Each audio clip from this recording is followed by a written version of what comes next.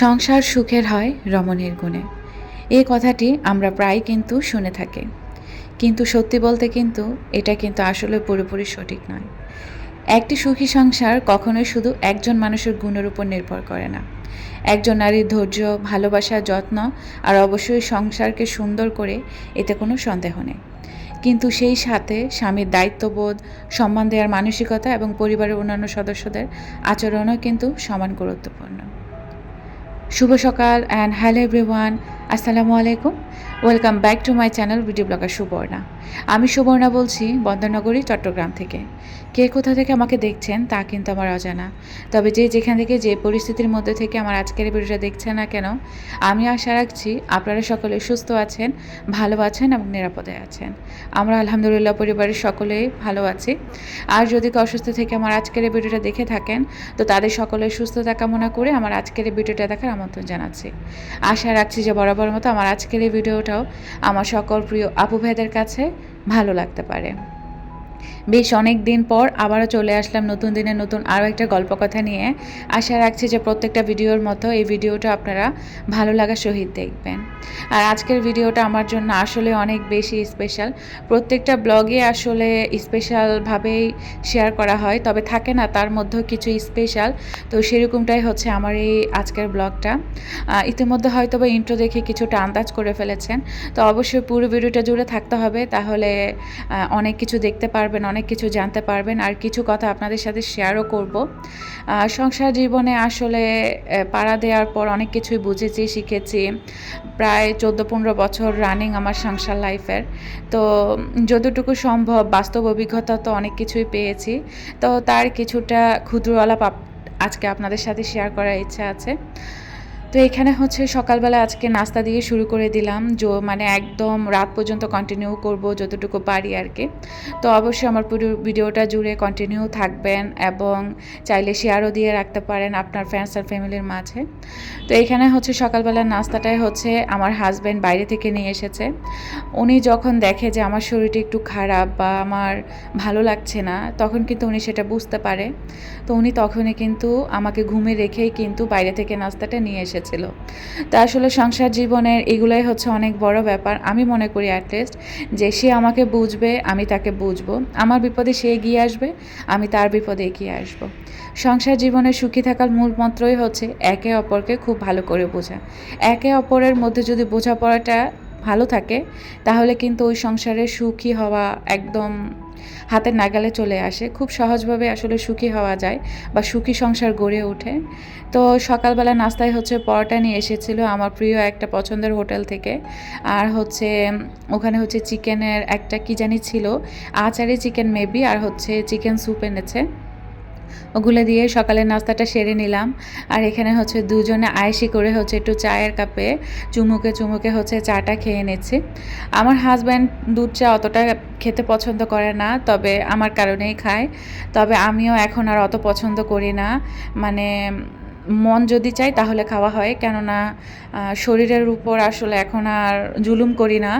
চেষ্টা করি শত ভালো লাগা সত্ত্বেও হচ্ছে দুধ চাটা অ্যাভয়েড করার জন্য, কেননা আমি চিনি দিয়ে যেহেতু দুধ চাটা খাই, চিনিটা শরীরের অনেক বড় ক্ষতি করে।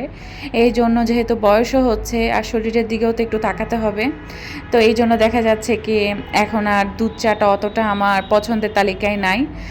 না পারতে খাওয়া হয়, এটাই যদি মন চায় বা ক্রেভিং উঠে তাহলে খাই।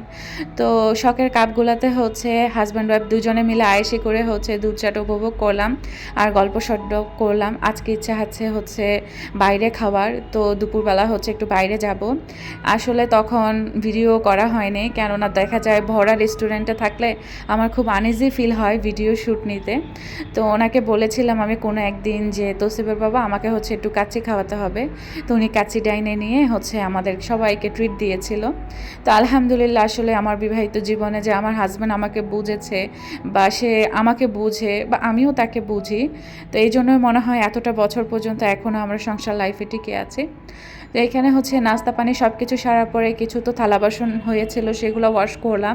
আজকে যেহেতু রান্নাবান্না তেমন প্যারা নেই, ভাবলাম তাড়াহুড়া করে ঘরটা গুছিয়ে বাইরে যাব।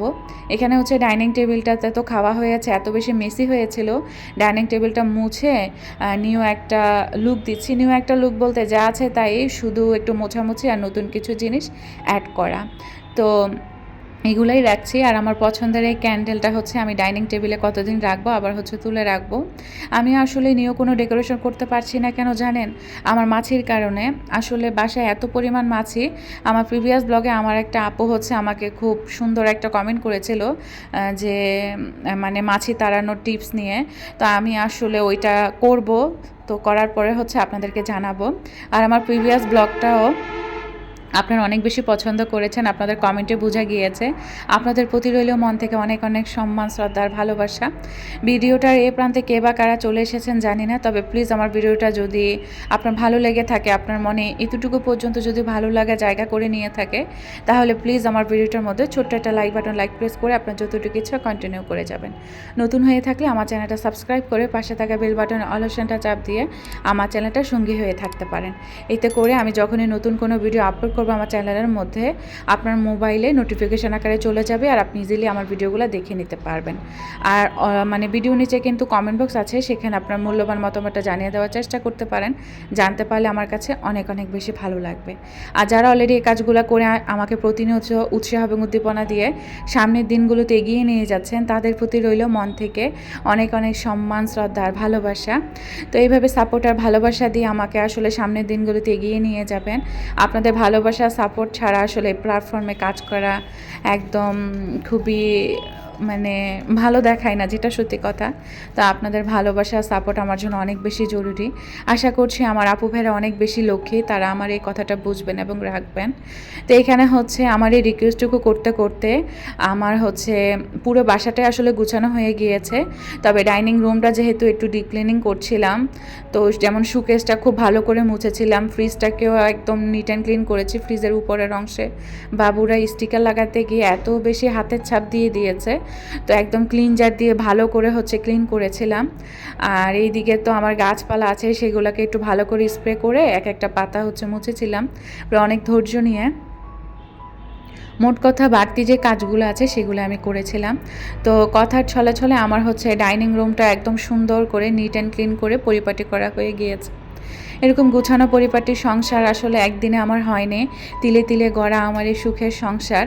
তো 13-14 বছর ধরে গুছিয়েছি স্বামী স্ত্রী দুজনে মিলে, ভালোবাসা দিয়ে আগলে রেখে, আর এখন আসলে এতটুকু পর্যন্ত এসেছে আর কি। তো এখানে হচ্ছে আবার কিচেনে চলে এসেছি, কিচেনটা মুছে টুছে ভাবলাম যে কাপগুলোতে চা খেয়েছে এগুলো হচ্ছে কিচেনেই রেখে দিই, কারণ এখন বেশিরভাগ হচ্ছে আমাদের রং চা খাওয়া হয়, আর এই কাপগুলোতে রং চা খেলে কিন্তু ভালোই লাগে। তো নিয়েও একটা ডেকোরেশন আর কি করা, তো এই আর কি। আসলে সত্যি কথা বলতে সংসার জীবনে যে নারীরাই আসলে সব, মানে কথায় আছে না যে সংসার সুখের হয় রমণীর গুণে, তো সেরকমটা যে রমণীর গুণেই যে সব কিছু হতে হবে তেমনটা না। স্বামী যদি আসলে বুঝদার না হয়, তাহলে যদি ওই সংসারের স্ত্রীটাকে যদি সম্মান না দেয়, তাহলে আমি মনে করি স্ত্রীর সব গুণও কিন্তু অনেক সময় মূল্যহীন হয়ে যায়। আবার শ্বশুর শাশুড়ি বা পরিবারের অন্য সদস্যদের মন মানসিকতা যদি ভালো না হয়, একটি ভালো মানুষও সেই পরিবেশে কিন্তু টিকে থাকতে খুব কষ্ট পায়, এবং আমি মনে করি ওই সংসারটা আসলে কখনোই টিকে না। একটি সুখী সংসারের জন্য দরকার পারস্পরিক সম্মান, ভালোবাসা ও সহানুভূতি, ধৈর্য আর ক্ষমার মন মানসিকতা, আর একে অপরকে কিন্তু খুব ভালো করে বোঝার চেষ্টা। আসলে সংসার আসলে একজনের কখনোই হয় না। আমি মনে করি দুজনের মানে দুজনের মহাব্বতেই কিন্তু একটা সংসার বা সম্পর্ক গড়ে ওঠে।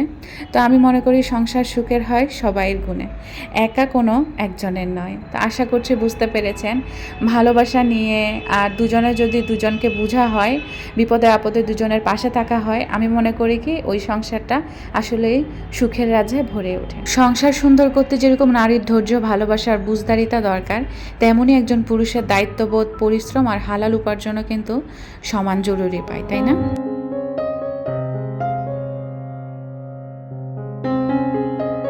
আমরা অনেকেই মনে করি টাকাই আমাদের সব কিছু, টাকাই আমাদের সব সুখ এনে দেয়। তবে আসলে টাকা কিন্তু সব কিছু না। অনেকে টাকার অভাবে অনেক প্রয়োজনীয় অপূর্ণই থেকে যায়। তো অভাব যখন ঘরে ঢুকে তখন হাসি খুশিও কিন্তু ধীরে ধীরে কমে যায়। এটা কিন্তু বাস্তব একটা সত্যি কথা। আমি দেখেছি। তো 12-13 বছর তো আর এমনি এমনি পার করিনি, অনেক কিছু চোখের সামনে দেখেছি, বুঝেছি।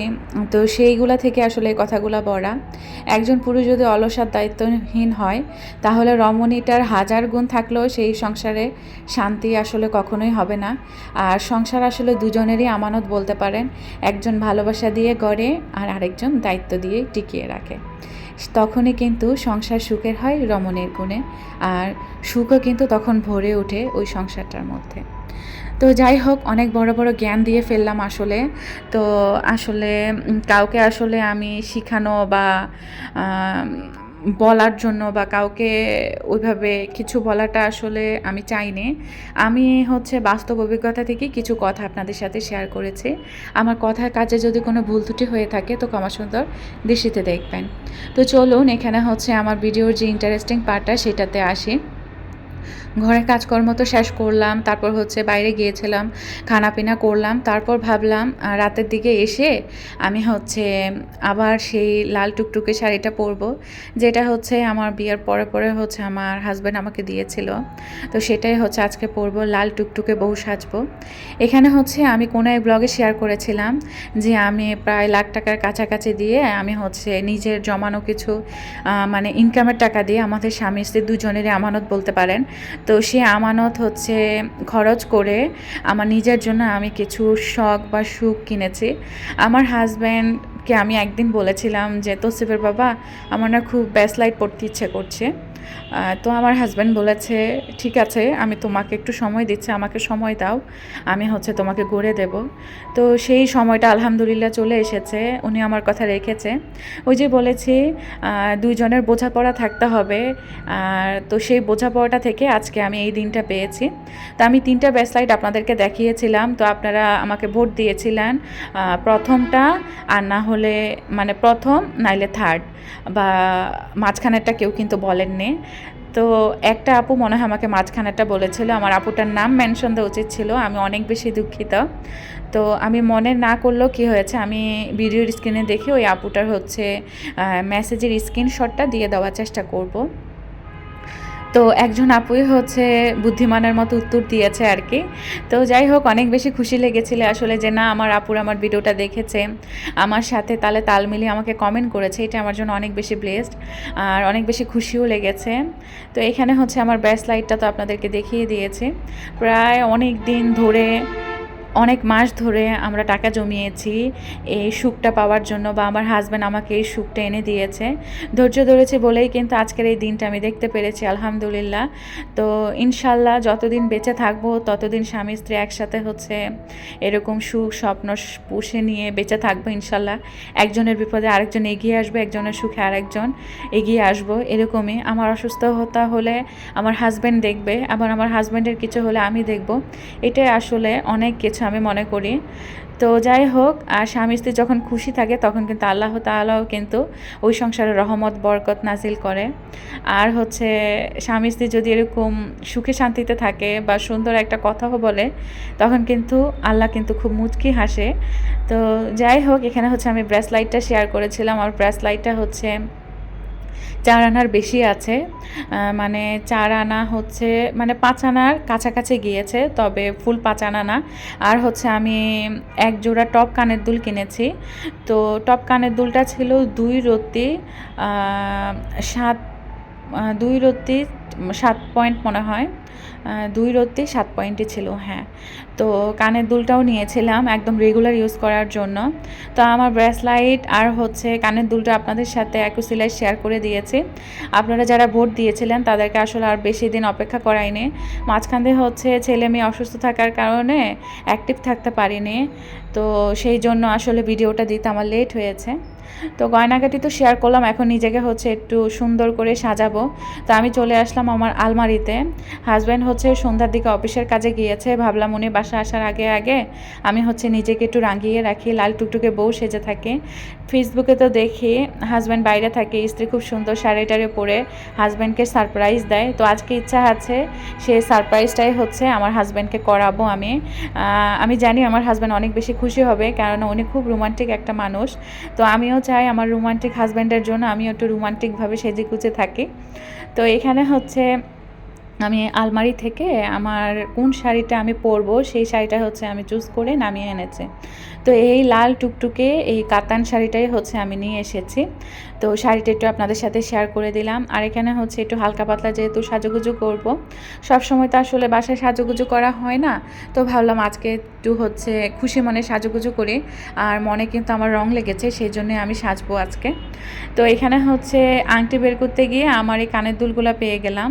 তো আমি এই কানের দুলগুলো কোথায় রেখেছি আমার খেয়াল নেই। এই আংটিটা হচ্ছে আমি বিয়ার পরে পরে যখন আমার শ্বশুর বাড়িতে গিয়েছিলাম তখন হচ্ছে আমার শ্বশুর আমাকে ভালোবেসে এটা আমাকে হাতে পরিয়ে দিয়েছিল। তা আজকে আমার শ্বশুর বেঁচে নেই, বাট শ্বশুরের ভালোবাসার বা আমাকে যে দিয়েছে আংটিটা ভালোবেসে সেটা আজকে পরবো। আর কানের দুলগুলো ছিল হচ্ছে আমার বড় ননসের তরফ থেকে, রেগুলার ইউজ করার জন্য আমাকে দিয়েছিল। তো আমি আসলে পরি না, রেখে দিয়েছি। তো ওগুলো আজকে পেয়ে গেলাম। আর এখানে হচ্ছে আমার একটা নেকলেস আছে।